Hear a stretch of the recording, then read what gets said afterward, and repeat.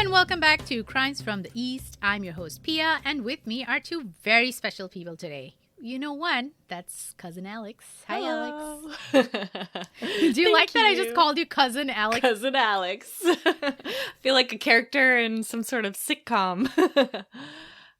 And of course, we have our special guest for today, Katy Accardo from the amazing podcast True Crime in the 50. Hello, welcome, Katy. Hello, guys. Thank you so much for having me. I'm so excited to be on. I reached out to you, I think, maybe like a year ago, and we've been chatting on Instagram. We've done promo swaps. We're like sister podcasts. Yes. When I was thinking of collabs, I was like, we have to do one with Katy. And Absolutely. This seems like the perfect episode to do that on, and I'll reveal why in just a little bit. But before that, Katy, why don't you tell us a little bit about yourself and your amazing podcast? My name is Katy Accardo, and I host True Crime in the 50, and I look at the craziest cases all across the 50 states, from Alabama to Wyoming.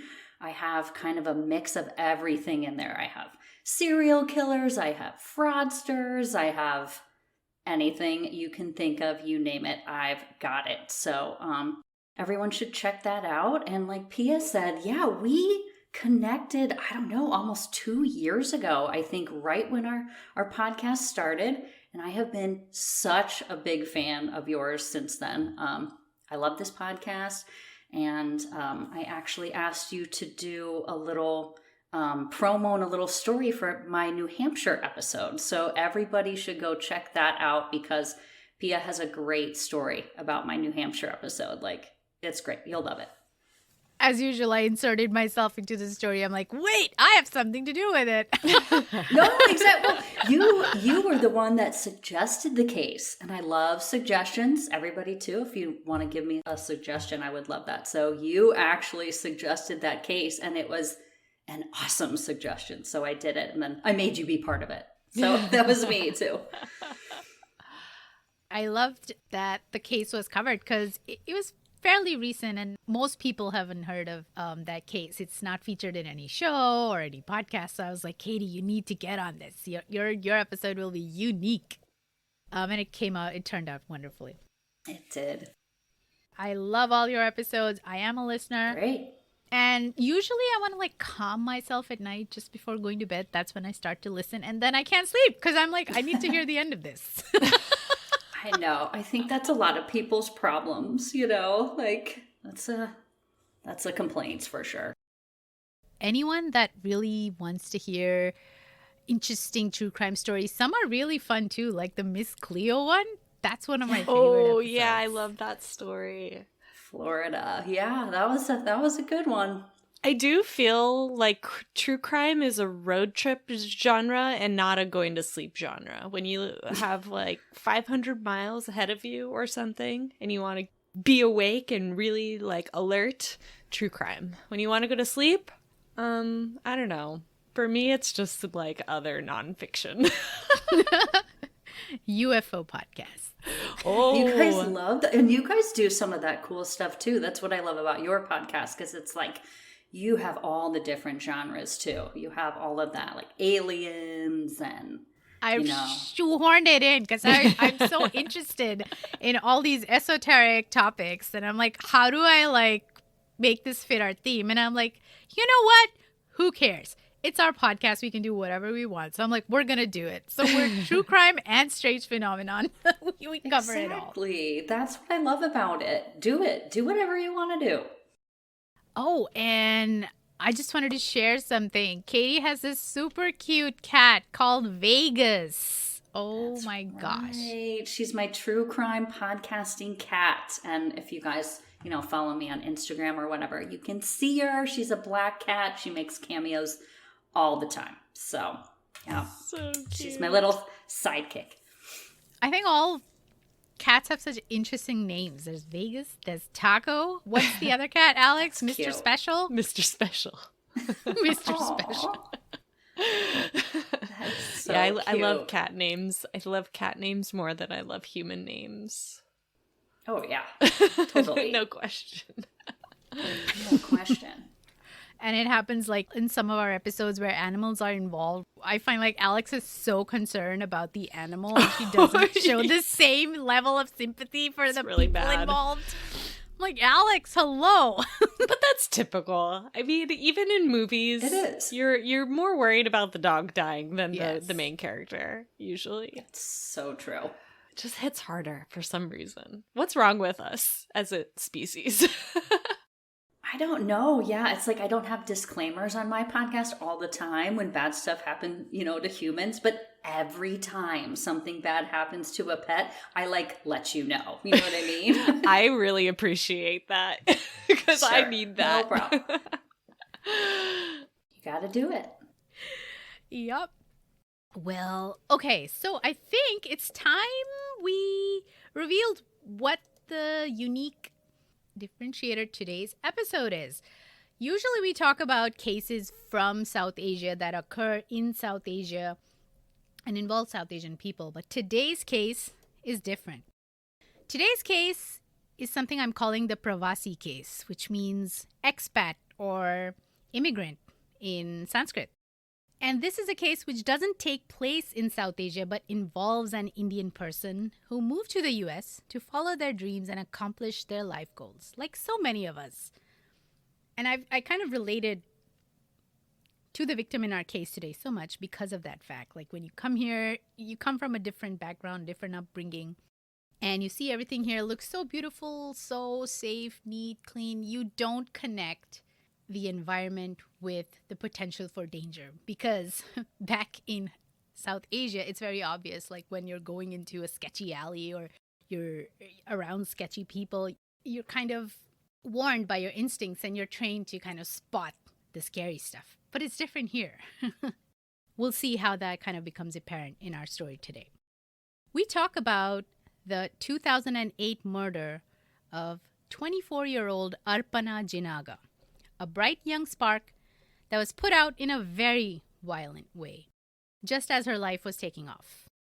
Now, I first heard of this case on one of my favorite podcasts called Unresolved, and Michael Whelan covered this case so well, really letting us get to know Arpana as a person. There's also a recent podcast series on this case called Suspect, which I found quite informative, and they focus on the legal aspects and the suspect quite a bit. They have excellent interviews with a lot of key witnesses. Some of the other sources for the episode today are Rolling Stone, the Seattle Times, Web Sleuths, Redmond Reporter, and Bellevue Reporter. Of course, there were many, many other articles that I read, but these are some of the main ones I wanted to mention. Now, spoiler alert, this is currently an unsolved case, despite an arrest and a trial and retrial, because of the twists and turns and a very, very confusing line of investigation, where the police seem to dogmatically focus on one individual for the crime while ignoring others that might have had a hand in the crime. So tying in with the theme for the day and tying in True Crime in the 50 into this episode, this case takes place in the U.S., in the state of Washington. And that's why I thought, Katie, this would be a perfect episode for you to feature on, since you cover each state in the North American continent. So Washington is where we'll be featured. Do you remember the cases you did for Washington? Yes, I do actually. And what's interesting is that for Washington, it was called the Bellevue Triple Murders and the Mr. Big Technique. And so actually, interestingly enough, that also dealt with immigrants to, the United States, very recent immigrants that had a very horrific act of violence carried out against them. And actually, now that you mention this, it has a lot of similarities to this case. Like the police were very focused on one suspect or two suspects. A lot of similarities with that. Yeah, so that was my Washington case, and that was in Bellevue, Washington. And I hate to say I don't really remember exactly where that is, but it could be close by. So I think it is close by. Bellevue is right next to Redmond, which is a city we're going to be talking about today. So that's interesting that in both cases we have that common thread of how the case was handled by the police. Maybe this is just how they function out there or dysfunction out there. Maybe, exactly. Who knows? But yeah, it's very interesting, the similarities. Yeah. With that said, let's dive into the case head first. 24-year-old Arpana Jinaga was a native of Hyderabad, India. Her family lived in a very safe and family-oriented neighborhood in Sheikhpet, Hyderabad. It was a loving, supportive family made up of learned academics like her father, Dr. Basavappa Jinaga, who was the director of the School of Information Technology in J&T University. This is a very prestigious post. I think he was not only the director, but also the dean of an infotech school. He probably had thousands and thousands of students who learned from him, and he must have been really revered by all of them in his time. And even today, I'm sure he's a known figure to thousands of people. Arpana's mother is a distant relative of the erstwhile chief minister of Karnataka state in 2008. So somewhat, I don't want to say famous, but Prestigious? prestigious, known family. I think all of these factors do bring certain privileges to their lifestyle, especially in India. And so we can kind of use that to create a picture of her upbringing, which must have been privileged in that sense. Arpana has a younger sibling who looked up to her and hoped to follow in her footsteps someday. All right, so let's delve into this Halloween nightmare. On Friday, October 31st of 2008, residents of a building in Valley View Apartments in Redmond, Washington, had a huge Halloween party. Guests mulled about into the early hours of the next day, getting drunk and then slowly retiring to their apartments. Arpana had a great time at the party, dressed as Red Riding Hood. As she said her goodbyes and headed up to her third floor apartment at 3 a.m., little did anyone know that this would be the last time she would be seen alive. By Monday morning, no one had heard from Arpana. Her worried father called up a family friend to go check on his daughter. The friend rushed to the apartment and found the door broken into. He went in and to his horror discovered the naked body of Arpana lying face down on the floor by the foot of her bed. She had been strangled and beaten violently, all over the head and upper torso. Who had done this? Who had fallen to such depths of depravity and taken the life of Arpana Jinaga? A very violent crime. Yeah. But let's talk about better times. Let's talk about who Arpana was as a person. She seemed to be the brightest star. Arpana was artistic, creative, highly intelligent, and equally hardworking, ambitious, and focused on excelling at a professional career. Her family supported her interests and encouraged her when she showed a keen interest in technology just like her father.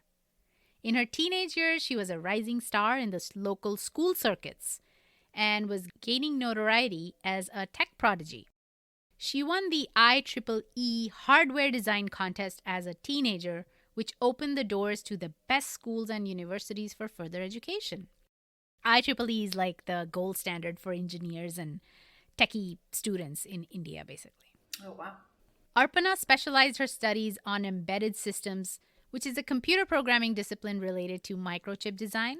In fact, at the age of 21, she entered an international chip design contest held by Microchip Technologies in Chandler, Arizona. She designed a communications jammer, by the way, which was incredible for someone her age at that time. This landed her a special award as a top 20 winner, the only selection from Asia. And I'm just thinking about what I was doing when I was 21. Oh my God, yeah. Damn, I'm a total loser. Let's not think about that. Right. Damn, this girl is amazing. Yeah. Very. I wonder, do you know at all if her family was supportive of her coming to the United States or? Absolutely, they were. Okay, great. It is a big Indian dream to come and follow the American dream. It does bring with it a social isolation and a sense of limbo, like you don't know where you belong, which community you now identify with. Those are all the pros and cons of immigrant life, I suppose. I feel like that kind of goes back to what you were saying earlier too about, like in India, where you grew up, where anyone grows up, you have an eye for like, you can spot dangerous situations more easily than when you're somewhere where, you're unfamiliar, you're new, or maybe those situations present themselves just in a different context than what you're used to. And that's probably true for like everyone, every immigrant in all places. I know it sounds really weird, like what I'm saying, but in India, like most people who would be educated or speaking English would not be committing petty crimes or violent crimes per se. Except for like almost all of our murders that we've covered. Those are not stranger crimes. Those are not stranger danger crimes. That's true. You just have to watch out for husbands. Yes. That's it. Just watch out for the husband, then you're good. Today's case is a stranger danger type of. That's well, true, we don't yeah. really know, but it's kind of like a stranger danger case. So, Sure, yeah. yeah. So to your point, Alex, absolutely. These are the small context clues that you might be missing out on in a foreign place that you would be clued into in your own hometown or your place where you grew up. She got her engineering degree from the Vignan Jyoti College and looked forward to a master's degree. Her father encouraged her to study in the US, and she took the leap, leaving the safety and comfort of her family and friends and moving to a new country on her own to study at Rutgers, New Jersey. By 2007, she graduated with a master's in electrical and computer engineering from Rutgers. She landed an amazing job with one of the pioneer tech companies in the computer chip and data storage field called EMC, which is now Dell EMC, in a city just outside of Seattle, Washington called Redmond. She moved into Valley View Apartments, into apartment 8946 on the third floor of one of the units. Now, Valley View apartment tenants were mostly young people who were just starting out and needed a cheaper place to stay. And so Arpana settled in here, finding the $800 a month rent just right for her budget. Now, reading some of the comments of other residents in that area, I found that there were questionable tenants in those apartments, drug deals and other illegal activities that were probably taking place there. But perhaps it was clandestine enough that you wouldn't notice if you weren't really looking for it. Again, the small context clues that we were talking about earlier. Well, I was wondering about the party. I'll just wait until we get to there, because that whole like building party thing is kind of weird to me. It is weird. Like I've never lived somewhere where my neighbors and I have a shared building party and there are just like random people coming into, but I guess I was never that cool to have like big random stranger parties to begin with. Revealing sad truths. Yeah. They must just all be really young. That's what I like took from that. That's like what people would do, I think. And so like clandestine, I guess, is a little bit like subjective, because like kids buying weed is not super, I don't know, sketchy to me necessarily. If you go and look at these apartments, they were apparently dated, not the most like fancy type of apartment. That's why they were cheap. And by the way, $800 in 2008 was not really cheap. Maybe cheap for that area because it seems to be a wealthy, techie type of place. Right. Yeah. The point that the residents were trying to make is it was shady. It was sketchy. Not like the people were dangerous, but they participated in risky behavior. Perhaps a little rough around the edges. It looks like a nice, decent neighborhood back in India. I don't mean to say it was a bad neighborhood. It doesn't sound like it was bad, but relatively shady compared to the rest of Redmond. Now, Arpana was a bubbly, cheerful, and outgoing person. Wherever she went, she made friends. People liked her. She made the most of her life. Every day was special, and she didn't want to waste her life idling around. Back in India, she sang in a local college band and had learned the martial art of Taekwondo.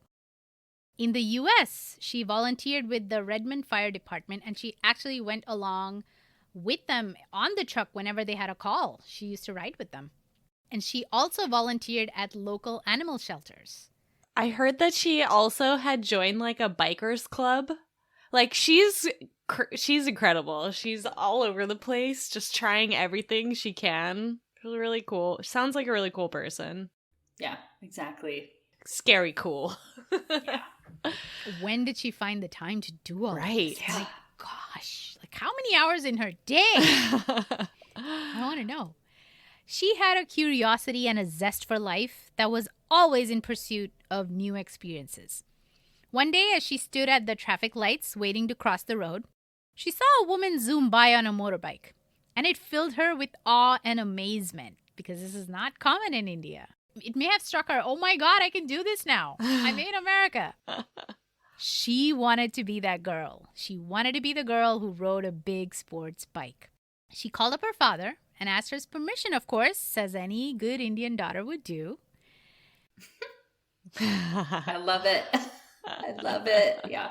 I wanted to add that in because to us it's normal. Like I didn't think twice about that. But I don't know, maybe like American listeners might find that odd that you're 24 years old and you have to ask your parents permission to like buy a bike. I think in general, yeah, it would be odd. Like I was the type growing up that would probably do what she did. I was very like, oh, can I, and they're like, oh, you're 24. But I think, yeah, overall, it's very nice, but I think Americans probably would not ask permission. It would be more like, hey, I think I'm getting a bike, and then ask their opinion about it. But exactly. This is very much a permission. Yes. If her dad had said no, she wouldn't have done it, I think. Right. But we know that they were a loving, supporting family. And back in India, especially a decade ago, this would have been quite a scandalous hobby for a girl to take up in Hyderabad. But here in the US, she felt she had the freedom to do as she wished without social scrutiny. Her dad agreed, and she joined riding lessons. She bought a second-hand Suzuki GS 500 bike and set on to make her dream a reality. She joined a local biker group called Pacific Northwest Riders, where she instantly made a group of friends who gently coached her and took her along on midnight rides through the gorgeous mountain roads of Washington. That's so cool. Fun. Yeah. She just found something new to do, something new to be, something new to experience. I feel like she also approached it so responsibly. Like she joined a group and I don't know. It's just cool. Yeah. Yeah, she is cool. At work at EMC, Arpana excelled in a short period of 6 months. She got promoted and senior management had set her on the path to the top as they saw her as an invaluable asset to the company. I mean, she was a teenage prodigy. She won awards. She was doing so great. She actually had appeared in TV interviews and her face was on magazines and newspapers back in India. So, wow. She would have been a CEO by now. Yeah. No doubt. No doubt. For sure. The party. Let's talk about this cursed party. In October of 2008, residents of a building in Valley View Apartments decided to throw a huge Halloween party. And Alex, I know you mentioned this earlier, but you find that weird? I just have never heard of that. I've never been cool enough to participate or be invited into building. I guess it's like a block party, maybe, is the idea. Yeah, possibly. It sounds like it, but I think that's weird too. I've never really heard of this. But when I heard of this case and that was happening, I was like, that's cool. You know what I mean? Like it's almost like a frat house or something. Like when we used to go to the frat parties, they would have a different like drink in every room and a different like theme in every room. But I feel like this is kind of like that, but with like a whole apartments, which is cool. And I think that gives you an idea of the type of people that live there. Mm-hmm. Younger folk, not very serious, kind of fun loving. They must have been like friendly neighbors too, to right. want to throw something together like this. And she was involved, which again is like another feather in her hat for like coming to a new place and instantly like making herself a part of many communities.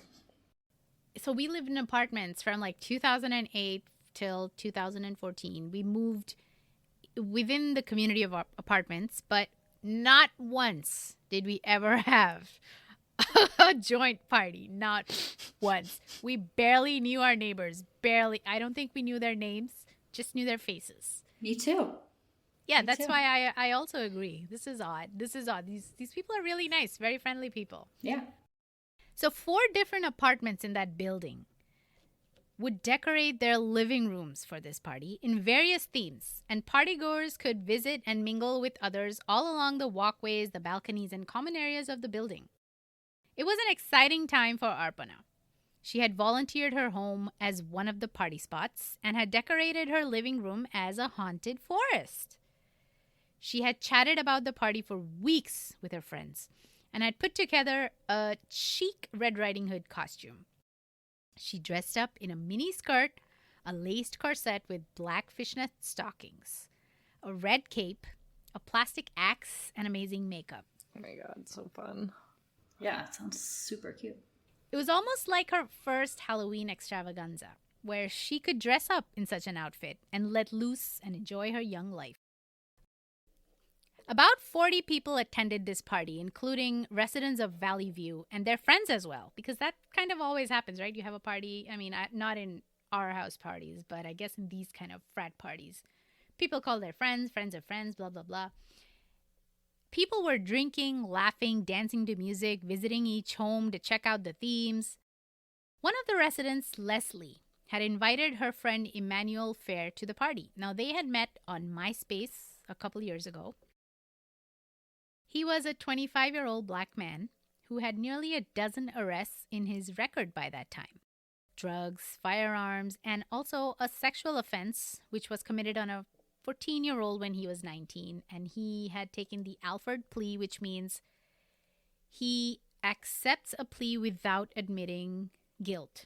I think it was a statutory rape kind of charge. Are you going to talk about, like, why we're pointing out that he was a black man? Yes, further on. And we can talk about that later. Emmanuel had arrived at the party, helped decorate the home, sticking balloons to the walls and such. And he'd generally been a chill guest at the party, not really talking too much to anyone, just a little bit here and a little bit there. He talked to them about his hip-hop tracks that he was helping to produce along with his friend. He also worked as a welder, and he talked to a few people about that. He was dressed as a construction worker. Now, he hadn't planned to come to this Halloween party, so the people in the building had actually gotten together to kind of put together his outfit. Someone gave him a hard hat, someone gave him a tool belt, someone gave him knee pads. And so he kind of just went along with it. Again, what a friendly bunch. Yeah. Along with other friends of Arpana, he had gone up to her apartment to have pizza later in the night too, and he spoke to her a little bit briefly while he was there. She showed him, along with other friends, some pictures on her laptop, which was in her bedroom, and at that point he also used her bathroom.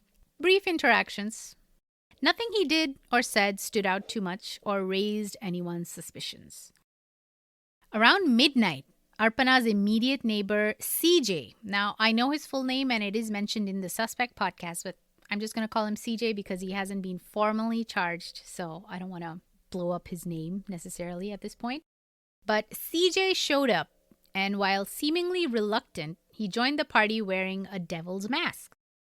Now, he was a quiet guy. He worked with computers and had shown some passing interest in Arpana in the past.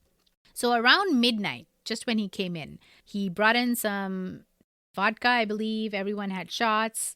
And then he spoke to Emmanuel. They both realized that they liked and produced music as a hobby. So CJ took him down to his car and he made Emmanuel listen to his techno tracks.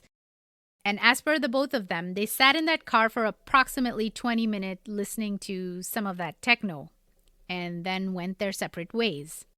CJ went to his apartment next to Arpana, and Emmanuel went back to his friend Leslie's apartment. And that was the only interaction the two of them had.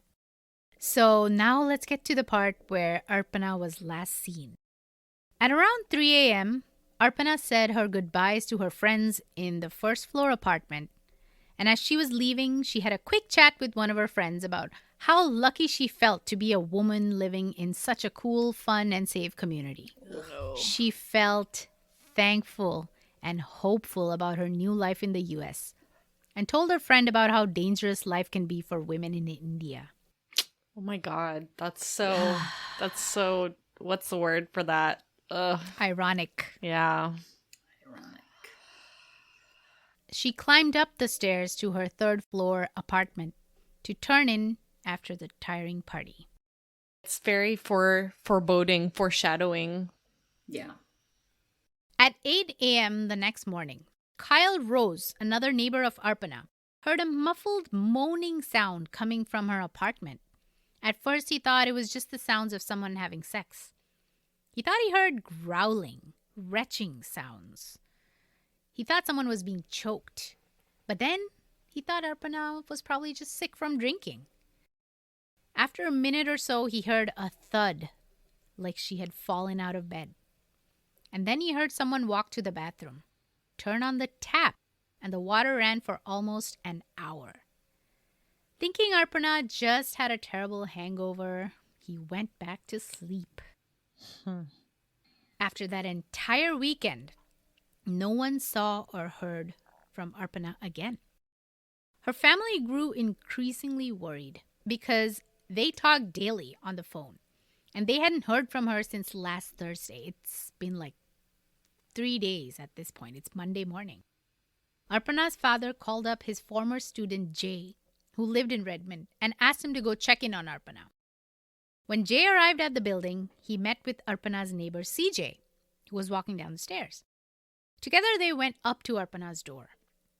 They found that the door had been kicked in, not only breaking the knob, but also the deadbolt. As they entered the apartment, the smell of harsh chemical hit their noses. There in the bedroom, they discovered the naked, battered body of Arpana lying face down on the carpet. A green comforter was partially covering her body.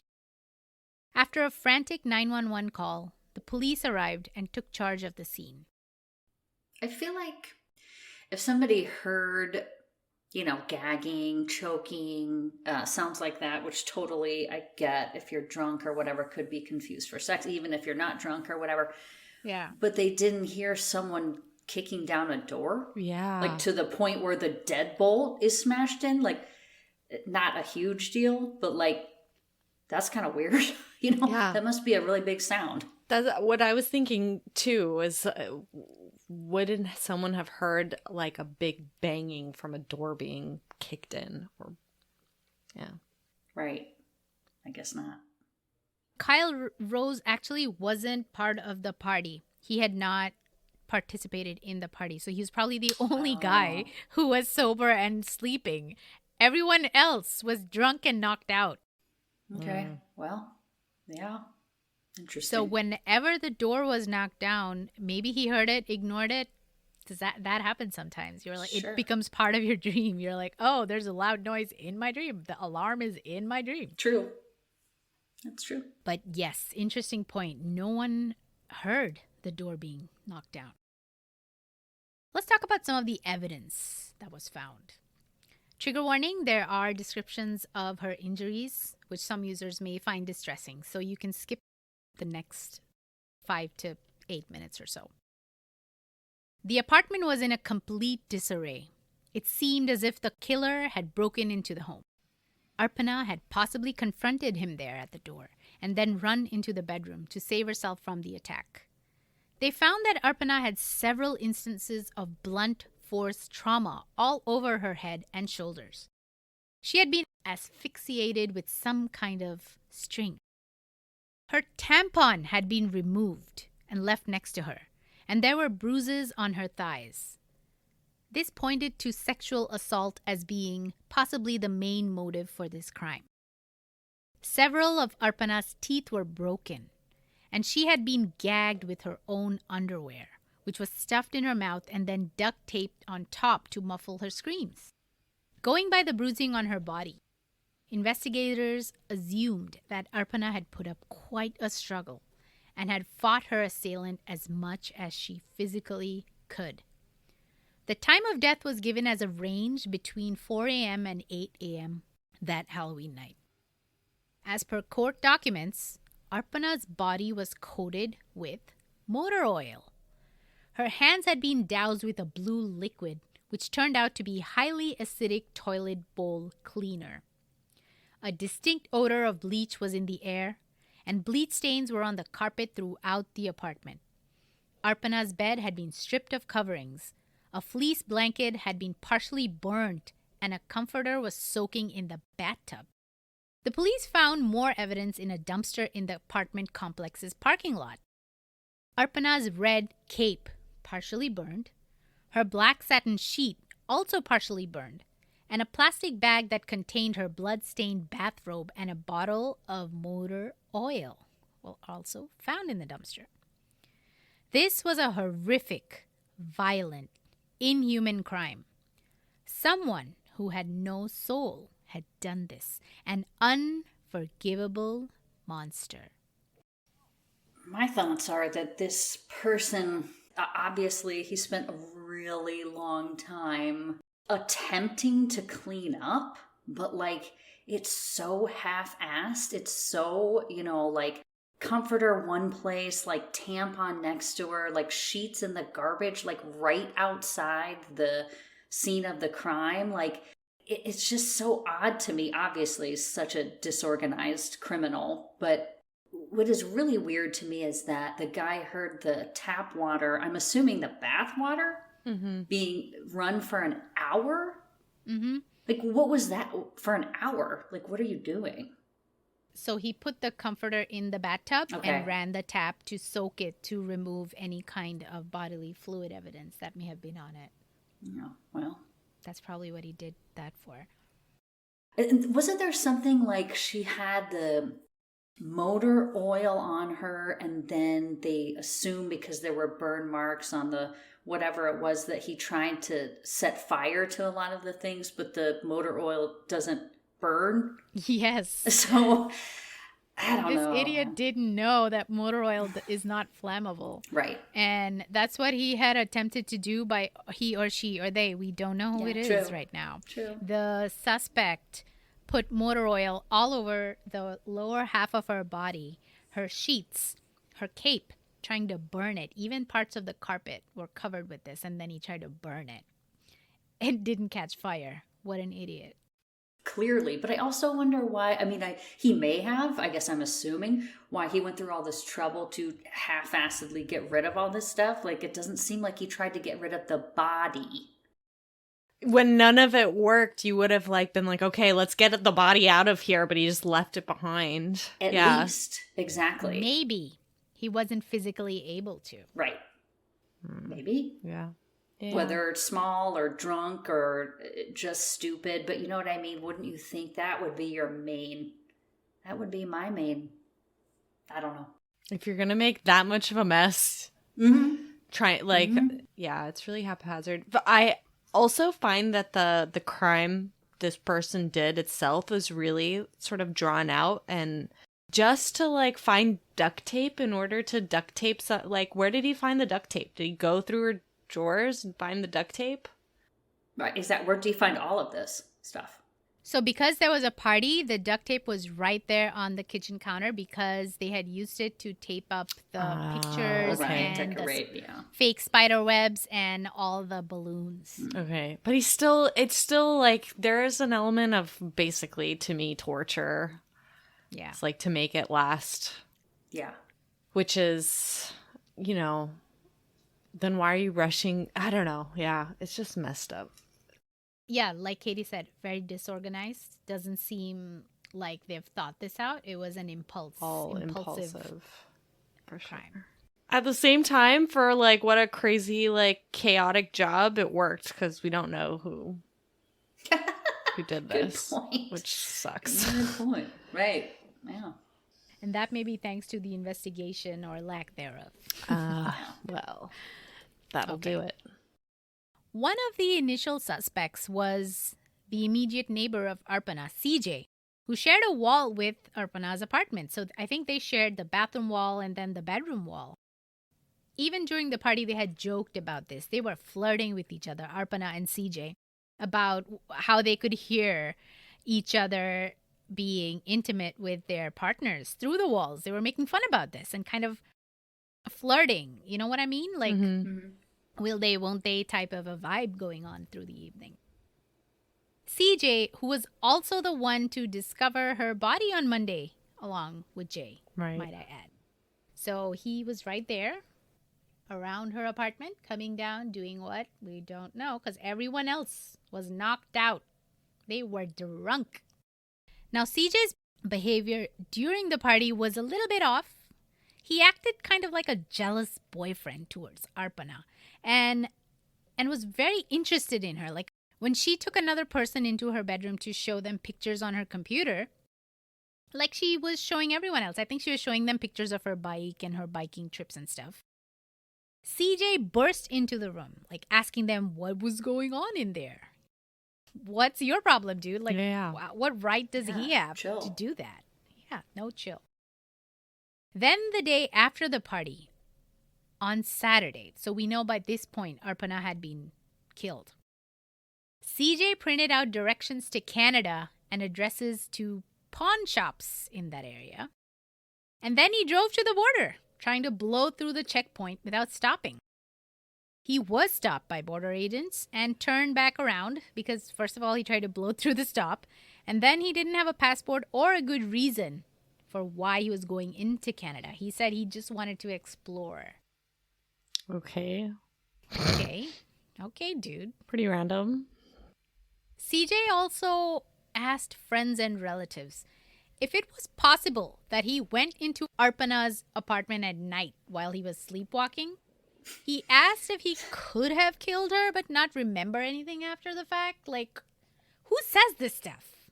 His mind was definitely very troubled about all of this. Now, I don't know if he was just crazy or guilty, but these are weird things to say to people. Yeah. I wouldn't say this. I wouldn't be like, could I have killed him or killed her? Well, that's good. No. Yeah. CJ's fingerprints were found inside a window in Arpana's apartment. And his DNA was found on the motor oil bottle and a portion of wet carpet at the crime scene. Police let CJ go after a brief questioning on the morning of the body discovery. Cops found Arpana's call records and saw that CJ had called her twice that night, around 3 a.m., which he had not told them about during that brief questioning. So they called him into the station for further interrogation. CJ told Detective Coates that around 3 a.m. on the night of the party, he had heard some moaning coming from Arpana's apartment, which he thought was her having sex with someone. CJ then admitted that he messaged an old girlfriend of his, and he messaged her booty call, ? She didn't reply, of course. I feel like that's not how you make a booty call. Well, this dum-dum does it like that. Maybe not for you, but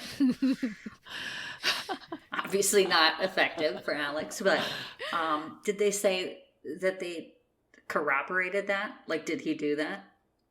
Did they see the message? No, they didn't say if they corroborated that message. Because they were just waiting for him to admit that he called Arpana, which he didn't admit to. Mm-hmm. When they asked her, did you call Arpana? Did you talk to her? He said no. He actually said no. But when they confronted him with call records showing 2 calls, one at 2:56 a.m. and one at 3:02 a.m., he said, and I quote, "Oh, crap." And then he said, "I don't remember calling her. It was all a blur."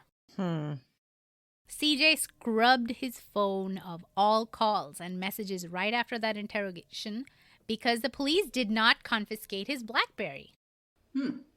The Detective Coates actually admits on record that he doesn't know why they didn't take the phone, and he regrets that he didn't take the phone. Yeah. Yes. That's horrible oversight. Negligence almost. Mm-hmm.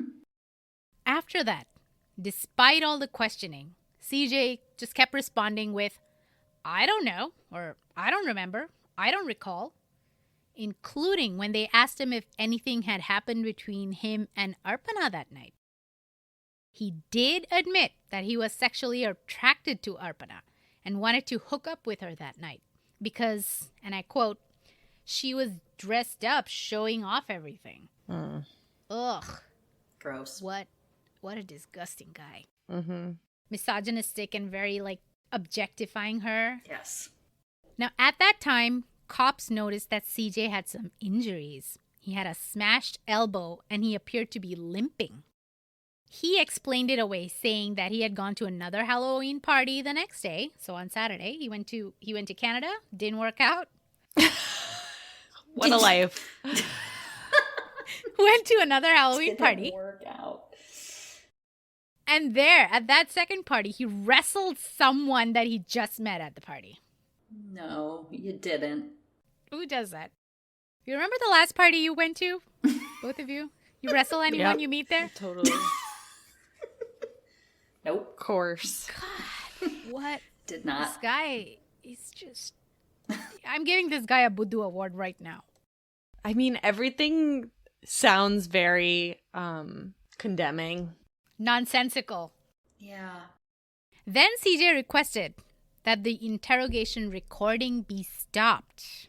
And apparently he just left. Detective Coates, for some strange reason, seemed to just forget about CJ after this interrogation and never fully pursued him as a suspect again. When the detective was asked about what CJ said after the recording was stopped, he said, "I can't remember. I don't recall. If it was important, we would have written it down." I find that weird. I find that very weird. I wonder if that aligns to any sort of protocol to just stop a recording when someone, a suspect perhaps, says, "Can you please stop recording me? I want to say something incriminating now and I would like to leave." Here's the thing. I'm pretty sure cops can lie about those things. While they're interrogating someone, they can, I think, lie about stopping it, but not really stopping it. I think you're right. Oh, really? They can literally lie to you Yeah. while they're interrogating you. Oh. So I don't know why they actually stopped the recording and then didn't even, like, put into record anything he said. Because just before they stopped, they said, "Listen, let's talk for real, okay?" And he's like, "I want to talk. Turn off the recording." That doesn't sound like he had something to say after that. Right. Yeah. I feel like you don't ask for the recording to be stopped unless you feel like you're about to say something incriminating. It's just... Right. Yeah, okay, well. Because otherwise you'd be like, "I'm done talking. Can I leave?" Or, "I need a lawyer. Do I need a lawyer?" That's what you would say, right? You wouldn't say, "Okay, let's talk. Turn off the recording." Yeah. And then you turn off the recording and you say, "Oh, he didn't really talk." Right. This is the getting mad part of the episode now, Right. I think. Exactly. Frustrated. Well, whatever he said worked in his favor because, like I said, the cops never really pursued him much after that. Things took a turn. Now they had a new suspect. A few weeks later, lead detective Brian Coates saw photos from the party and suddenly narrowed in on Emmanuel Fair, the only black guy, in his words, the stranger at the party that no one really knew. Coates was asked during the podcast suspect if Emmanuel's prior third-degree rape conviction was significant to this investigation, and he replied, "If you've done it before, you'll do it again." So already they have a bit of a bias. Clear bias. All of Emmanuel's belongings were taken into custody, and he was questioned multiple times over the next couple of years. Now compare and contrast that with how they treated CJ. Yeah, wow. Yeah, like night and day. Emmanuel said that he had gone to bed around 1 a.m. at Leslie Potts' apartment, and he slept through the night. That's what he said. The cop said that that was a lie because there were 20 calls from his phone between 2 and 4:40 a.m. to 3 different women. Perhaps, again, booty call. I don't know. Thirsty. Whatever it was. The last 3 calls were to Leslie Potts. Now, why would he be calling her if he was sleeping in her home? That's weird, right? Yes. Now, Emmanuel claims that these were butt dials. They could have been because nothing was said during those calls. Leslie said that in the first call, her phone sent the call to a voicemail, which recorded a lot of sound of movements, but no words. sounds of movements can be anything. Is something actually taking place? Or is he just... But also, if you're assaulting someone... Right. You're going to hear it. Yeah. It's not just going to be like movements. Or it could be after the fact when he was moving things, putting the comforter in the tub. True. Yeah. Now, one thing to note, he never fled the scene. He stayed at Valley View for 3 days, helping the other tenants clean up the next day. He was pretty relaxed. He watched some sports with people, and he seemed normal till the cops came questioning on Monday, after which he quickly vanished. Understandably, since he had a record, since he was arrested like a dozen times, and he's clearly not very trusting of policemen, and he knows he will be discriminated against. Now, compare and contrast that to CJ's behavior, who fled to Canada. Tried. Attempted. And failed to flee to Canada. Now, in 2010, which is nearly 2 years after the murder, Emmanuel Fair was charged with first-degree murder. And weirdly enough, the investigators seemed to be okay leaving room for CJ to be an accomplice in this crime before the trial. And then in a complete turnaround, the prosecution managed to prohibit mentions of CJ being an accomplice during the first trial. It's almost like they'd given him immunity, kind of, informally. But why? Emmanuel's DNA was found on Arpana's bathrobe and on a roll of duct tape that was likely used to tape her underwear inside her mouth like a gag. Detectives also found a trace of his DNA on the front of Arpana's neck. And remember, she was strangulated, so it's an important part. But this sample was touch DNA. And it was so minor that it had to be sent to a specialized lab for review. I don't know if you remember, so like maybe a decade ago, there was an episode on CSI Miami, I believe, where they featured this whole touch DNA. Because in CSI back in the day, remember anything, they would just brush a table and be like, we got DNA. We got him. Gotta love that show. It's a reality today because they're actually doing that now. That is touch DNA. So it's not bodily fluid like spit or blood or semen or something like that, which is a substantial DNA sample. But this is touch DNA, which is skin cells, just that come off your body that shed naturally all over the place. And this is not a reliable evidence in such a serious case because touch DNA is notoriously transferred from place to place and person to person. So even if you haven't been to a certain place, your touch DNA can be deposited there by another person. You shake hands with someone, they now have your skin cell DNA on their hands. If they go and touch a knife and that knife is used in a murder, your touch DNA is on it. And also, like, this was hours before the crime happened, a party where all of these people were in attendance, known that they were there. So obviously their skin flakes are going to be all over the place, which is just kind of gross to think about. Try not to linger on the skin flake everywhere situation. It's so true, though. I thought I heard somewhere, or maybe I'm making this up, but it was kind of weak too with his fingerprints on the duct tape, because I heard that, you know, when they were in her apartment for her haunted forest, like part of the party, that she asked Emmanuel, or somebody asked him to like re-tape up some of the decorations. I could be making this up, but I think it was like, he was even like, no, I like literally taped up like a haunted tree up to the wall. So that's why I touched it. That is true. People did attest to that fact that he was hanging up decorations, sticking decorations in Arpana's apartment. Yeah. So there was a reason for his DNA to be there. And his whatever evidence, like fingerprints or DNA, was on duct tape. And they had a reason for it. Enough to create reasonable doubt in the mind of jurors, in my opinion. Oh, yeah. Now, the defense questioned the high degree of probability that the DNA match was made out to be. So the company that did the DNA analysis, they came up with like a 56 million to 1 or something ridiculous, like a high probability of a match. When compared to the results of a state crime lab, which said like 1,000 to 1, whatever, it was a ridiculous number, right? So the defense was like, how do you come up with that high probability? What are your methods? What is the algorithm that you use to come up with that match? Because it's never 100%. You're always giving a probability of a match to say that the DNA sample you provided is most likely this person. And the CEO of the parent company of that private lab, he refused to divulge the algorithm of the computer code that calculates this match probability because it's a trade secret. And he has a lot of the contracts to do these tests for a ton of states in America. It's quite scary knowing the lives of people hang by a thread, pulled by mysterious, unaudited computer code. Someone has to know this algorithm. Someone has to look it over and make sure it's accurate. Someone needs to WikiLeak this info. we need some programmer to be like, okay, well, I'm gonna put this out. Yeah, I bet Arpana could have done it. Had she right. lived. Totally. I bet.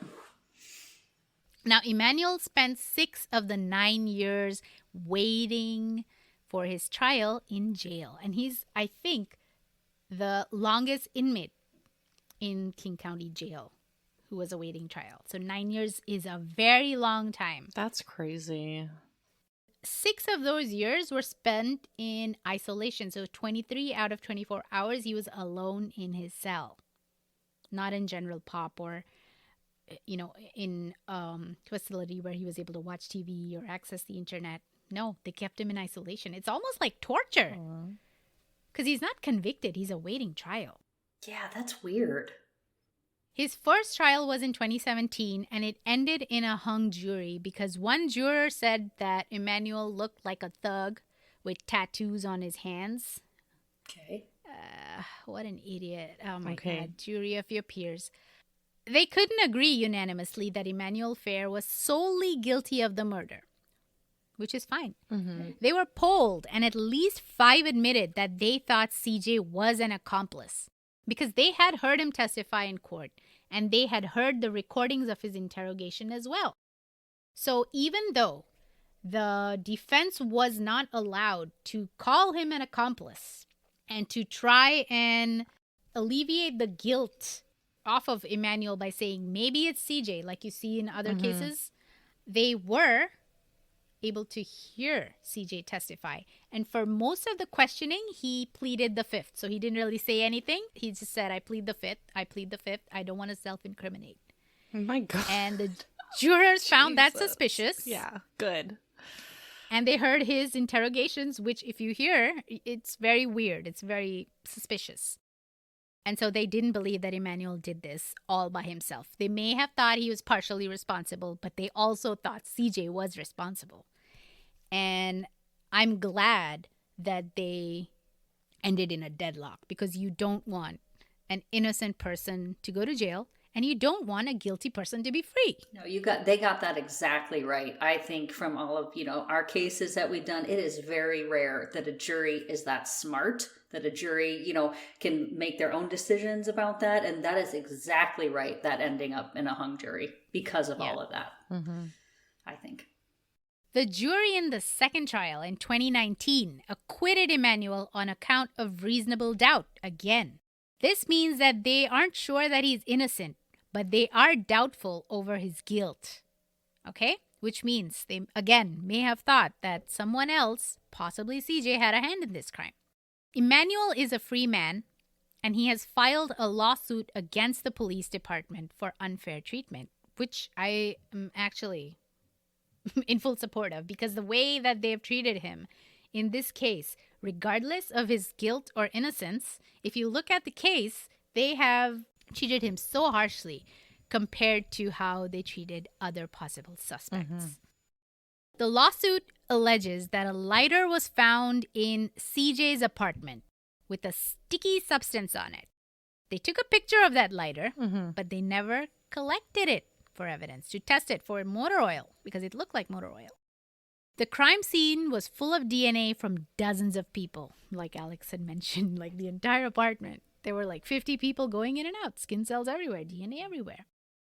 Arpana's removed tampon alone had 3 separate unidentified male DNA profiles on it.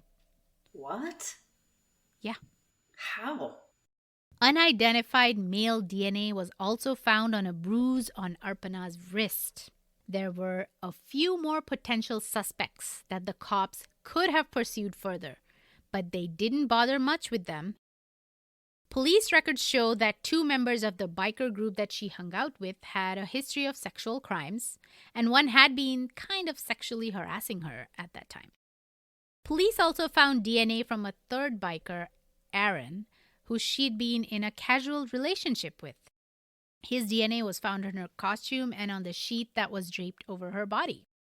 Now, Aaron explained that Arpana had modeled the costume for him a week prior, and then they had been intimate on her bed, which is why his DNA was there. Aaron was not at the Halloween party. He was actually at a different bar with his friends, and he went home at 4 a.m., but he was alone at 4 a.m., right? Now, any good cop would follow that up, try to find enough clues to clear him and make sure he was home. He went to the bar. He came at this time, blah, blah, blah. I don't think they did that. Another resident at the apartment complex committed suicide just days after Arpana's death. And his DNA was never compared to anything found on the crime scene. What is happening? I don't remember that. Wow. There's so many, there's just so many sketchy circumstances. So many possible avenues of investigation that they could have pursued, but they were just so hyper-focused on Emmanuel because he was the only black guy there. He was, a convict. He was a criminal. He had all these arrest warrants. He was the stranger. Everyone else kind of knew each other, right?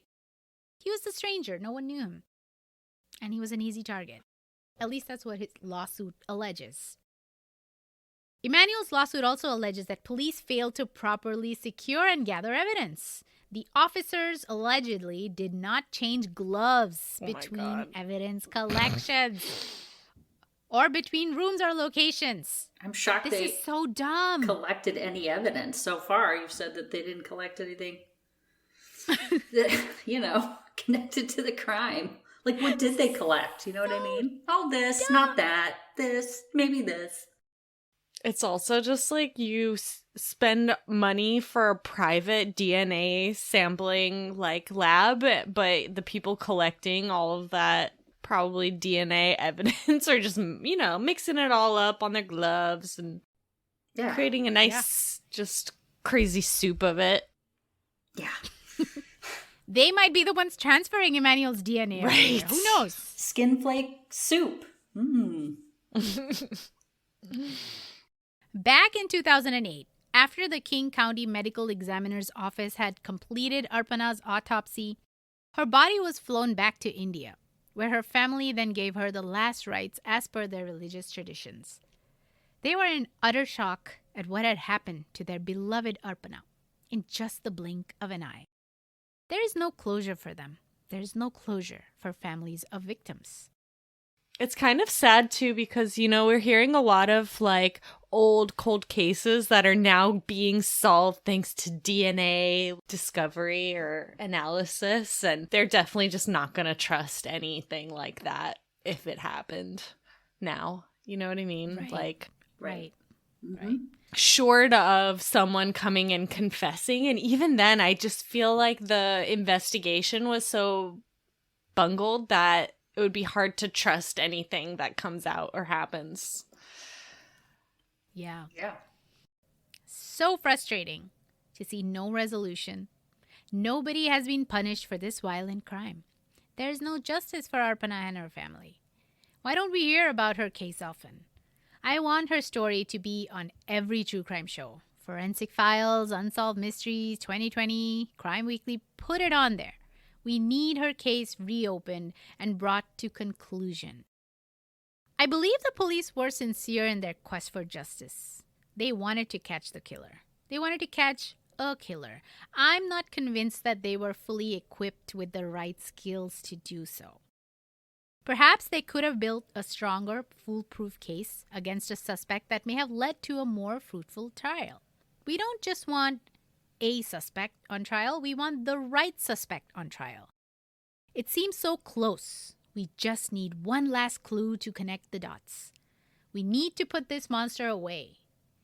Now may his bad karma haunt him in this life and beyond. But rest in peace, Arpana. You may be gone, but you are not forgotten. May you shine on like the brightest star. That's our case for today, and I want your final thoughts. I think the thing that you said that resonated with me the most, and this doesn't mean I'm saying that this proves that CJ did it. It just, I think, almost proves that Emmanuel didn't do it, is what you said about how he stayed. So he was couch surfing, right? He was just staying with a friend and he didn't leave, is what you said. So right. if you're couch surfing with a friend and you go to a Halloween party and then you brutally rape and murder, especially being an already, convicted rapist, you brutally rape and murder someone, do you stay for the next 2 nights? You just hang out. That, I think, is my biggest, and you mentioned that, and I didn't even realize that, and it was like light bulb went on, and I was like, I don't think that guy did it, because no one in their right, a black man especially, you ain't staying. Because he did vanish the minute cops showed up. Oh, I get that. And if he had committed the crime, he would have gone the minute the crime was done. Absolutely. Because he knows cops are coming. Right. Any minute now, he would know the cops are coming. He would have disappeared. But he stayed for like 3 more days. And he only disappeared when the cops showed up, because that's when he realized, oh, there's a crime that's been committed here. There's a murder, and oh my God, they're probably going to suspect me for this. Exactly. Like you say, probably didn't even know. So, I mean, here's your sign, like right there. CJ looks suspicious, but I'll just say those are my final words. I think that is the sticking point there with his innocence in this case. Alex? I have 2 things. One that I just thought of that you kind of reminded me of, Katie. But the whole idea that if it were CJ, what it must have been like to be, just trying to leave the apartment building and then someone comes and walks you back to the scene of your crime. It would be interesting to know if he had any weird reaction. Yes, so true. I think, unfortunately, the person who was with him at that time, Jay, he was a close family friend. He's probably so shocked he didn't even realize. The crazed. Podcast suspect actually has that 911 call with Jay made to the police, and you can hear the sheer and utter panic in Jay's voice. I don't think he would have noticed a single thing about CJ standing next to him at that point. I don't think he would have noticed a thing. But if it were CJ and you were him, and that was you find yourself walking someone into your own crime scene, that would be pretty crazy. Yeah. He's like, oh shit, I was trying to get out of here. And now I have to go back to the scene and pretend to discover this whole thing. I was trying to be in Canada. Shit. Right. Gotta head back to Canada. This time I'll go to Mexico. Yeah. Oh, what a freaking idiot. And then the second thing that occurred to me, this question of why don't we hear about this case more? It's kind of baffling, because not only is it a Halloween murder mystery with multiple suspects and just a lot of very intriguing elements, and it happened on Halloween. This should be a classic. I don't want this to happen, but if it were a different situation maybe, or different victim, or different setup, it would totally be a very sensationalized crime, you would think. So it just double begs the question, maybe it's good that it isn't sensationalized. I'm not sure that sensationalizing these sort of cases is actually, I don't think that's great.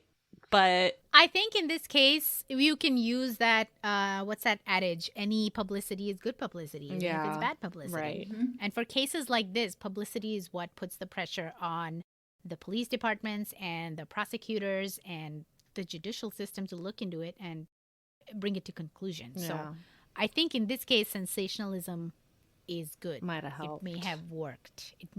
But yes. Why isn't this case talked about? It's got so many twists and turns and possible suspects, and it's right up there with Serial. Right up there with Haming's case. It is. Plus, like, you have Little Red Riding Hood and the wolf. There's just so much to do with it. Oh my God, I didn't even think of that before you brought that up. It's very much like that story. She was innocent. She wasn't expecting it. And this big bad wolf came out of nowhere, pretended to be a friend, and ended up killing her. Wow. Could be, right? Yeah. Very difficult case, but an important one to talk about. And I highly recommend everyone to listen to those episodes on Unresolved and the Suspect podcast to get a lot more information about this. There are so many details about the prosecution, the case, the trial. If you want details about that, Suspect does a good job of laying all of that out. And with that, we come to Bollywood Corner. I just want to do a very super quick movie recommendation on the theme of unreliable DNA used in crime investigations. Check out the Telugu movie Hit the Second Case. That's the whole name of the movie. Hit the Second Case. There's actually Hit the First Case. Okay. But the second one is what focuses on unreliable DNA. It's a decent police procedural. A confident, arrogant super cop is baffled when he is faced with a horrific murder that turns out to be the work of a serial killer. And at that one scene, there's a lot of DNA evidence, like bloody footprints, thumbprints, fingerprints, blood evidence. But it seems just too good to be true. Too good to be true. And that's about all I'm going to tell you. I don't want to ruin anything for anyone. I thought this was an interesting movie. Like, at the end, you are a little bit surprised. Like, when they reveal who the killer is, I didn't see it coming. They did a good job of hiding the suspect in this movie. So go check it out. That sounds really good. Hit the Second Case. It is available in the US on Prime. I believe Amazon Prime has it. Cool. So I'm going to check it out. watch it. That sounds really good. With that said, I think we're almost done with our episode. It's a really, really long episode, and trust me, I really tried to compress it all and not make it too long. There's so much to talk about.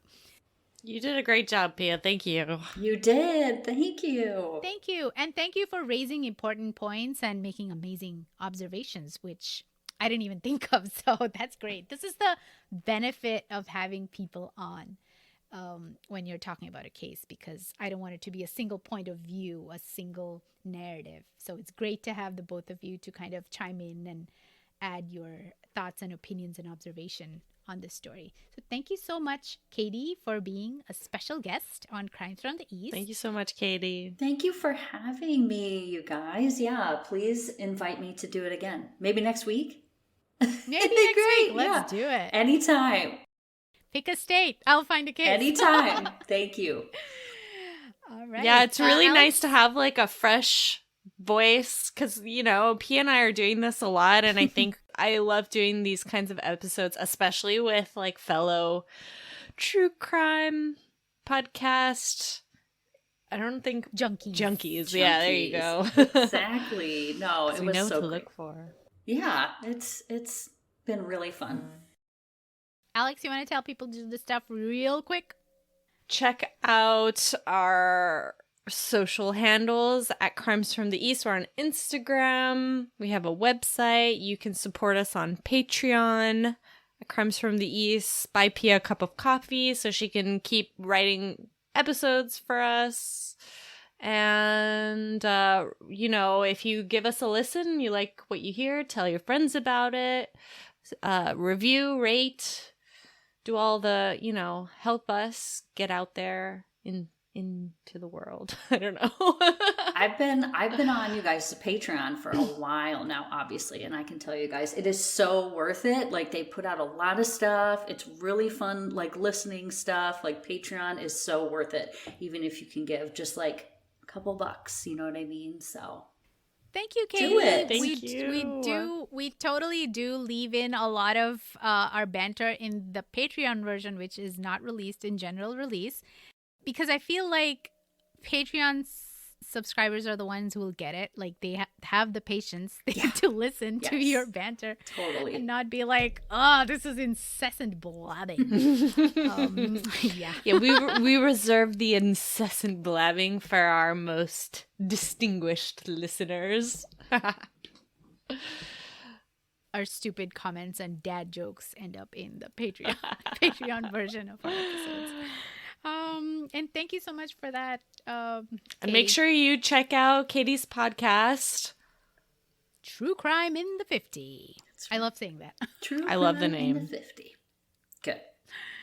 All right. Thank you everyone for listening, and join us again next week for another episode of Crimes from the East, your Desi True Crime podcast with a little masala and spice. Namaste.